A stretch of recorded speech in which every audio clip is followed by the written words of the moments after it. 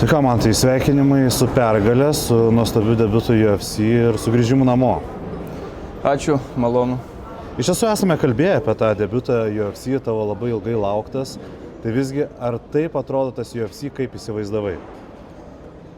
Įspūdingai atrodo, profesionaliai atrodo. Viskas labai ten tikslu, sudėliota. Ir smagu buvo patirti visą O2 areną, visą UFC, Bruce Bufferį pristatinėjantį mane. Viskas buvo labai smagu. Likai patenkintas, kaip Bruce'as Bufferis savo pavardę ištarė? Galėjo ir geriau, bet nesiskūsiu, ką čia dabar skūstis. Iš tiesų tai, kad debiutas vyko Londone, kažkiek smagu, nežinau, nes man regis Londonas to toks gal pažįstamas, pati Didžioji Britanija, ta šalis yra žinoma, ar ne? Pažįstamas, tikrai pažįstamas, ten turiu ir ten draugų daug iš tikrųjų. Ir iš Lietuvos daug žmonių atvažiavo manęs palaikyti, tai galėjo ir šeima atvykti, ir visi, tai labai dėl to smagu. Ir aišku, dėl pačios lokacijos smagu, dėl to, kad nereikėjo skristi toli, nereikėjo adaptuotis, viskas patogu, viskas vietoj. Kaip atrodė ta paskutinė savaitė? Nežinau, kad sunkiausias darbas turbūt daromas per paskutinę savaitę, aš turiu menį ir svorio metimą tą patį, ir nežinau, nauja patirtis turbūt autografų dalinimas, kiek suprantu, ar ne? Ir visi kiti ritualai ir reikalai, dalykai, darbai. Jo, tai aišku, tie autografų visi dalinimai, tai čia kaip ir įdomus experiences, ten daug tų užsieniečių pastoviai laukia prie viešbučio, prašo nuotraukų, prašo pasirašyti. Svorio metimas jis visą laiką kažkiek nuvargina, tai buvo ką veikti, bet kai visada mes profesionaliai padarom svorį, o šiaip viskas buvo smagu ir nauja, nes buvo pirmas kartas tą pamatyti iš arti, tai viskas man patiko, viskas liuks. Man tai užduosiu klausimą, kurio niekas kitas neišdrįstų užduoti, gerai? Dar nepriėjus prie kovos, apie sverimų ceremoniją. Taip. Gali pasakyti, kiek apatinės kelnaitės sveria? Aš nežinau, kiek jos sveria, iš tikrųjų ten įdomi situacija buvo, nes ten prieš tą sverimą, kur mus sveria prieš kameras, būna patikrinės tokios svarstyklės. Ir aš ten pasisvėriau ir ten buvo tais paunsais 1,86 ir 15. Tada jie man sako, nusiimt, sako, apatinius, tada nusiėmiau ir buvo 1,86, lygiai tas svoris. O kai nuėjau svertis prie kamerų, jie pasakė 1,85, tai tas net ir mane patį nustebino, kur dingo visas paunsas tas. Vienu žodžiu, bet pirmą kartą ar ne taip teko svertis? Pirmą kartą, jo. Aš kažkaip bandžiau įsivaizduoti, koks jausmas atrodytų, turėtų būti nejauku, bet nežinau. Jau ten nelabai daug būna energijos ar kažko galvoti apie nejaukumus, tai tiesiog kuo greičiau sveries ir ten nesvarbu nuogas, nenuogas ir atsistatinėti. Šokom į pačią kovą. Pats pasakei, kad planas buvo gal kiek kitoks, ar ne? Koks iš tiesų jisai buvo? Kaip kitoks? Mes ir tikėjomės iš jo viso to, ką jis darys. Kad jisai vers, kad jisai kabinsis, tai šiaip viskas ir kaip ir pavyko. Aišku, visą laiką aš tikiuosi savęs daugiau, tikiuosi daugiau tikslumo ir visko, bet labai džiaugiuosi vis tiek, kad kova įvyko ir visus 3 raundus, dėl to, kad pirmą kartą galėjau patirti, nes visos mano kovos baigdavos pirmam, antram raunde, tai neturėjau tos patirties, tai buvo smagu patirti visą kovą, patirti iki galo visą kovą. Be to dar galėjau parodyti, kad galiu aš gintis nuo imtynių, galiu ir pats viršui būti, ir galiu pats imtyniauti. Tai manau vis tiek patirties atžvilgiu, tai buvo šita kova labai gera. Prisimeni tą didžiausią highlightą kovos, tą alkūnę? Prisimenu. Kaip tenais išlindo, nes ten buvo tas, kur aš jau galvojau, kad tai jau yra viskas, bet... Blemba pataikiau ir jaučiau, kad pataikiau, iškart jis nukrito, bet jis labai greit atsistatė iš tikrųjų. Nes tik pataikiau, iškart jau norėjau pirmą smūgį duoti, bet jis iškart atstatė kojas, atsistatinėjo ir palyginus greit atsistatė jisai. Tai neišėjo damušti greitai. Trečiam raunde dar buvo ir kadangi man vakar teko Twinsbet'e stebėti, kaip Julija stebi tavo kovą tiesiogiai, tai Julijos buvo, sako, man tas Maksą Holloway'ų dar, sako, pajungė. Jo, tai pačiam galėjau, jau aišku, nebuvo labai daug energijos po tų visų imtynių, po visko ir galvoju, gerai, jau liko nedaug laiko, ten apie minutę laiko, pasikalam, aš jau rodau jam kaltis, bet jis turbūt netaip suprato, nes aš jam parodžiau žemę ir jis iškart nerikojas, bet nusiverčiau ir aš viršuje. Jis pagalvojo, kad paprašai, kad nertų į kojas. Turbūt jis netaip suprato. Po kovos kalbėjai, kad dabar grįžti namo ar ne ir taisysi klaidas, tai kokias tas didžiausias klaidas norėtum pataisyti, ką pamatei, kokios tos klaidos yra galbūt? Nežinau. Nesakysi, ar ne? Nežinau, ar čia labai įsiplėsiu, bet visada pamatau savyje kažkokių skilių, klaidelių, gal daugiau tos imtynių ištvermės reikėjo ir manau visą tai bus labai nesunkiai sutvarkoma ir viskas bus ateityje daug geriau. Na, greičiausiai ta ištvermė buvo tai, ką visi pastebėjo, kad trečiam raunde, gal netgi antram jau šiek tiek buvo to kvapo toksai stygius. Jo. Nu, čia buvo ir priežasčių dėl ko, bet neįsiplėsiu. Svarbu, viskas išėjo gerai ir viskas ir pasiėmėm pergalę. Patiko? Nes aš manau, kad UFC kaip narkotikas. Ateini ir nenori išeiti. Patiko, labai patiko. Iš tikrųjų patiko ir visus raundus tos pajusti. Iš tikrųjų ir patiko net ir pavargti toj kovoj. Ir per tą nuovargį pasikalti ir va, iki galo net vis tiek parodyti, kad noriu jam kaltis iki galo. Viskas iš tikrųjų man ten patiko. Ir kartosim tikrai. Kaip atšventėjai? Irgi legendinis klausimas. Kaip švenčia kovotojai po pergalių? Aš labai daug nešvenčiau.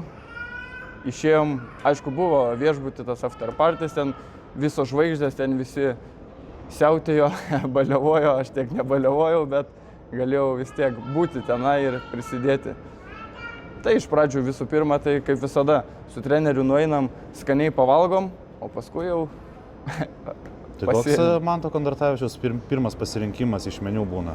Šiaip dažniausiai būna koks junk foodas, tai labai įvairiai kartais einam burgerių. Dabar iš tikrųjų buvo labai paprastas, nes arčiausiai radom Subway'ų, tai jam į Subway'ų valgyti. Ten Subway'ų dar reikia žinoti, kaip pasirinkti tą sumuštinį susidėlioti. Jo. Turi mėgstamą kažkokį kompleksą, kas turi būti būtinai tam sumuštinėje? Kaip ten? Italian BMT, ten daug mėsytės prideda, o salotų tai aš ten įsidedu jalapenų, visokių svogūnų, ten aš mėgstu aštriau, tai man gerai. Klausė tavęs ir spaudos konferencijoje, aš suprantu, kad tą klausimą turėjau užduoti apie pavardės, kurias norėtum prieš save matyti, bet aš suprantu, gal dar anksti tau spręsti, ar ne? Na, aš taip galbūt grubiai pasakysiu, bet tau dar gal per anksti spręsti, su kuo tu norėtum. Būtent dėl to aš ir jų labai nevardinu ir nesakau, nes man, kad ir ką jie pasiūlys, man bus gerai, aš sutiksiu ir kovosiu, o jau kaip pasieksim tą lygį topinę, tada jau prasidės ir vardinimai. Ačiū tau. Ačiū jum. Donatai, ką tik paleidom Mantą namo. Iškart sutarėt, kad rytoj salėje susimatysit. Jau iškart į treniruotę? Ja, jisai praves jaunimo treniruotę. Tai, kaip sako, kovos kovom, bet yra dar atsakomybė su jaunimu. Kiek, Donatai, pražilai per šią savaitę? Iš tikrųjų jau gal ta patirtis eina, jau to jaudulio jau minimaliai, jau vis mažiau. Tai dabar tai kaip ir buvo ramu, iš tikrųjų mes žinojom, kad laimėsim, bet tik tai nebuvo aišku, kaip laimėsim. Bet vat kaip ir kalbėjom su Mantu, kad mums visai gerai gavosi tie 3 raundai. Pradžioj Mantas pergyveno, kad sako, oi, nepavyko čia anksčiau laiko pabaigti, bet aš sakau, žiūrėk, tai yra labai didžiulis pliusas, nes 3 raundų niekada nėra kovojęs, o sakykime dabar, kad ir pradiniai kovoj, sukovoti 3 raundus, tai labai gera, kaip tokia, kaip ir gera treniruotė gavosi, sakykime taip. Nes jeigu su dar aukštesnio lygio priešininku ten atkovoti 3 raundus, tai neaišku, kaip būtų, kaip baigtųsi iš tikrųjų. Tai geriau jau dabar sukovoti, negu vėliau kažkaip ten. Aišku, vėliau galbūt irgi reikės. Niekas nežino, kaip pasisuks, kaip sako. Donatai, Mantui 26. Dar jaunas jaunuolis, kaip aš sakau. Kur gali būti lubas? Aš suprantu, kad Mantas žiūrės dabar tai, ką tu pasakysi. Tu nesi tas, kuris labai giria arba mėgsta aukštinti, arba, kaip sakant, lepint žodžiai savo auklėtinius, bet ko tikiesi iš Manto?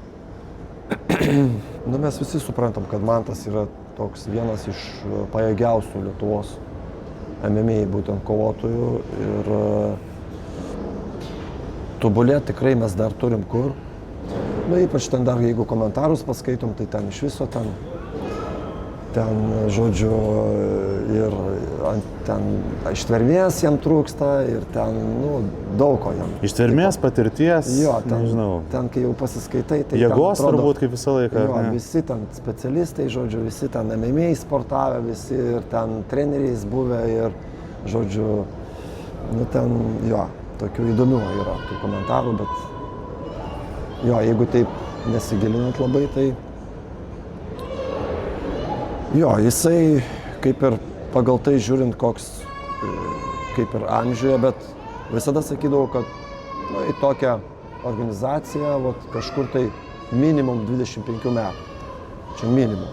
Jeigu jaunesnis, tai nu, dar vis tiek toksai kaip ir nėra galutinai subrendęs kaip asmenybė, ne tik kaip sportininkas, bet turi būti ir kaip asmenybė subrendęs, nes vis tiek ten yra ir tas dėmesys labai didžiulis ir tų fanų, aišku, bet turi būti tas susikaupimas, visas, sakykime, pati atsakomybė žmogus turi jausti, kur jisai pateko ir ko jisai pats nori iš savęs, iš gyvenimo ir, kaip sako, kaip save pateikti.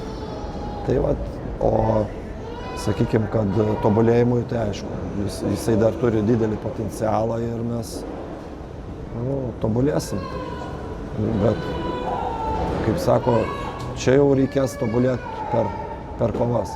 Treniruotėse to patirti, ką jisai jau dabar patyrė šitoj kovoj, tai tikrai čia neįmanoma. Tiesiog. Ir daug kas, aišku, nuvertina šitą priešininką. Sako, va, jisai buvo pralaimėjęs tas kovas.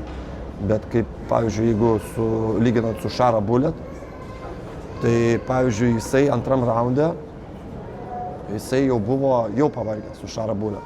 Nors jų, pavyzdžiui, jeigu tai pasigilinant į distanciją, sakykime, kaip vyko kova, tai jisai ten iš vis neaišku, nuo ko pavargo, sakykime taip. Ir mes šitoj kovoje irgi tikėjomės, kad jisai pavargs. Bet jeigu atkreiptų visi dėmesį, koks intensyvumas buvo pirmam raunde su Mantu, tai ir jisai pavargo taip pat kaip Mantas. Tai čia, tikrai nėra ką lyginti kovos su Šara Bullet. Tai va, tai mes to nesitikėjom. Ir jisai tikrai priešininkas labai gerai pasirodė, iš tikrųjų. Čia... Donatai, išduosi vieną paslaptį, kaip Lietuvoje pasiruošti UFC kovoms? Reikia ruoštis. Dabar gerai, aš esu tas skeptikas, ar ne, dėl ko mes esame vis tam susikirti. Bet žmonės biški kitaip galvoja.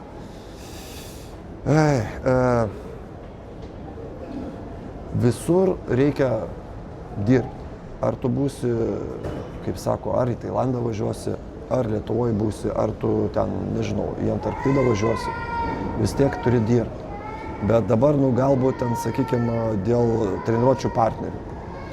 Bet idealiausia yra rasti tokį pat panašų kaip priešininkas. Ne? Bet gerai, tai kur jį dabar rasti? Į Tailandą nuvažiavus rasti. Kur? Į Ameriką per visus klubus važiuoti ir tokį pat ieškoti panašų, kaip buvo dabar Trokolį. Tai galbūt pagal ūgį aš čia arčiausias prie tokio Trokolį, bet tik Trokolis ten, nežinau, ten 10 kilų už mane dar didesnis, sakykime. Tai, čia yra, šiek tiek aš su to nesutinku. Per tiek metų, taip, yra, žmonės ieško kažkokių tai, kaip sako, to slapto veiksmo, slapto klubo, slaptos vietos, slaptos šalies kažkur, tai ten nuvažiuosiu į Ameriką, į kažkokį klubą, kiek iš mūsų lietuvių važiavo ir rezultatai kokie. Bandė, buvo bandymų, ten pavardėm neminėsiu, bet viskas tas pats. Tai mes pakankamai Lietuvoje turim aukšto lygio sportininkus. Ir dabar Mantas, sakykime, dabar, sakykime, gerų kickboksininkų yra, ir tas pats Sergejus, ir ten, sakykime, ir boksininkų gero lygio yra, ir tų dabartinių, ir greplerių vadinamų imtynininkų yra tikrai neblogų. Reikia dirbti, tiesiog. Ir čia, kaip sako, no excuse, mes galim ieškoti, kad čia nėra Lietuvoje kažko, bet, čia tikrai ne tas. Gerai, išduosi paslaptį, kas trečias iš Fighter House bus UFC? Tai numatyti, kaip sako, mes galbūt galim, bet labai daug. Aišku, kalbam apie Mykolą Korsakovą, bet niekas nežino, kaip pasisuks, kaip sako, dar kaupiam patirtį ir jisai dar pakankamai jaunas, bet niekas nežino kaip. Jisai turi visas galimybės, turi tikrai tam tinkamus bruožus, daug dirba, daug treniruojasi, tikrai labai perspektyvus, bet kaip sako, ir priešininkai irgi treniruojasi. Dabar labai aukštas lygis, tikrai viskas kyla ir Lietuvoje kyla lygis, tai pažiūrėkit jau kad ir pirmas, sakykime, iš Lietuvos pirmas, aš nekalbu, kad lietuvis pirmas, nes mes turim lietuvių, bet iš Lietuvos pirmas kaip ir vyras, bet vis tiek jau pradžia yra, buvo 2 merginos, sakykime, jau dabar kaip ir vyrukas, tai parodo, kad pas mus kyla lygis, iš tikrųjų, tai visą tą sportą kelia ir tos vis tiek kai kurios, ar viena ar kita organizacija, kuri, sakykime, dabar yra Lietuvoje, tai bendrą lygį kovinio sporto labai kelia. Jeigu, sakykime, kad ir ar ten konkurencija kažkokia tarp organizacijų, bet sportininkai stengiasi patekti į tas organizacijas ir stengiasi save parodyti, tai automatiškai jie daug treniruojasi. Tai viso šalies tą lygį kelia. Tai aš manau, kad čia viskas yra gerai ir ateityje tikrai mes turėsim tų gerų sportininkų, o čia kaip ir galbūt kiekvienoje sporto šakoje mes turim tiesiog juos parodyti pasauliui, kad mes iš tikrųjų geri esam ir ne taip, kad mes galim ten užsidaryti klube kažkur ar ten kitam klube ir treniruotis ir niekur savęs neparodyti. Jeigu nori, kaip sako, iškiltų, turi save parodyti, kad tu esi kietas ir visur dalyvauti, visur važinėti, iš tikrųjų stengtis labai. Taip, manau, kad... Kokia situacija dabar su Julija Stoliarenko? Ar ta karjera baigta, ar tiesiog pauzė? Gal, sakykime, tiesiog pauzė ir viskas nuo jos priklauso, sakyčiau. Ir čia galbūt nėra lengva, sakykime, su tais pralaimėjimais. Vieni lengviau perneša tai, kiti sunkiau tai perneša. Ir dabar, tiesiog, kaip ir kalbam, kad tai yra, aš manau, kad šiokia tokia pauzė, žiūrėsim, kas toliau.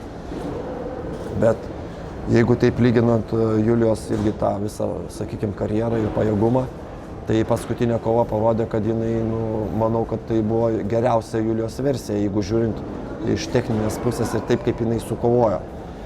Tai aš sakyčiau, kad per tiek laiko, kiek jinai profesionaliam sporte ir kiek jinai turėjo kovų, tai čia jinai dabar sukaupusi pačią didžiausią patirtį. Ir čia jau nuo jos priklauso, ar jinai tą patirtį išnaudos ir ką jinai kaip save pateiks toliau. Jinai jau ir taip labai daug padarė. Lietuvos kovinio sporto istorijai, tai jinai labai daug tikrai padarė. Ir jinai vienintelė, kuri aš vis ir kalbu, kad jinai buvo, sakykime, gana aukštam lygyje iš skirtingų disciplinų kovinio sporto. To nei vienas vyrukas dar nėra padaręs Lietuvoje, kur skirtingose disciplinose ir buvo gana aukščiausiame lygyje, sakykime. Ir nežinau, ar tai kas dar pakartos, galbūt kažkas pakartos, galbūt, tikimės, jauna karta. Kaip sakant, laikas parodys. Taip. Mes turim, taigi jaunimo, labai gero jaunimo auga, bet aš kaip visada mėgstu sakyti, kad jaunimas auga, bet reikia suprasti, kad kitur irgi toks pat jaunimas ir kitur auga ir jie taip pat nori laimėti. Tai ta konkurencija labai stipriai iš tikrųjų didėja ir techninis lygis visame pasaulyje, jisai, jeigu paimkim bet kurį sportą, techninis lygis labai stipriai paauga. Ir koviniame sporte tas pats. Prieš 20 metų koks buvo UFC, ten prieš 30 metų kaip pradėjo UFC ir koks jisai yra dabar lygis. Būtent MMA sporto, tai čia labai tikrai skirtumas didžiulis. Ką, ačiū Donatai. Ačiū Jums už supratingumą, už palaikymą. Ačiū visiems mūsų sporto fanams ir tikiuosi Jūs ir mūsų ateityje palaikysite.